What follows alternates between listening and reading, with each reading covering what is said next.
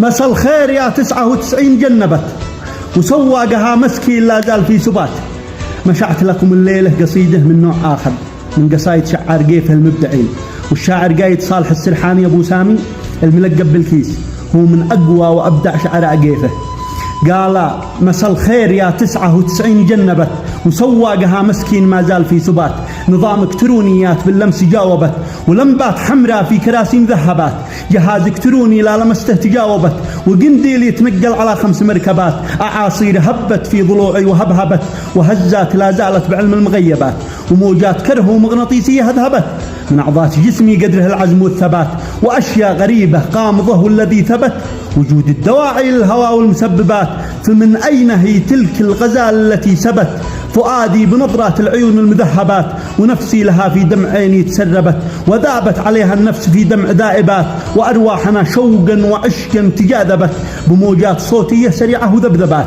بناني وأقلامي عليها تعذبت وأبيات شعري في هواها معذبات. وقد كنت لا طالبت في وصلها أبت ولكنها تهوى الرضا بعد رفض بات. أشارت برمش العين ليسر وركبت سهوم المنايا سالبات وموجبات. ومن غير ما تنطق أجابت ورحبت وحدت حواجب كالسيوف المرجبات. كشمس الضحى في ليل الأسود تحجبت ولا تظهر إلا في الفرح والمناسبات. على متنها قصت ورصت ورتبت شعرها على أطراف النجوم المذنبات. وفي خدها ألوان الطبيعة تعاقبت وخط الندى فوق الورود المحجبات. لها مبسم أحمر وابتسامات ذوبت عسل نوب بين أسنان كالسكر النبات. ولوجان مثل الورد الأحمر ترطبت وعنق اسطواني مثل برج المراقبات. كأنه زجاجة خمر بيضاء تقربت على صحن فضي والصياني مقلبات. على صدرها أسعار الفواكه تضاربت بساتين خضراء للخضر والمرطبات. وقامه كغصن البان الأخضر إذا سقت على ساقيه من حولها الزرع والنبات.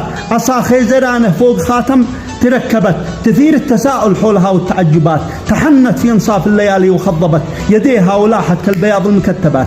حروفا على صفحات بيضاء تكتبت وفي كل صفحة 5 أقلام مذهبات. ولو تسمع الباقي من وصافها صبت ولكنني بوصف خطاها المركبات. وسيقانها وقدام هذه تناسبت معها الكترونيات وآلات حاسبات.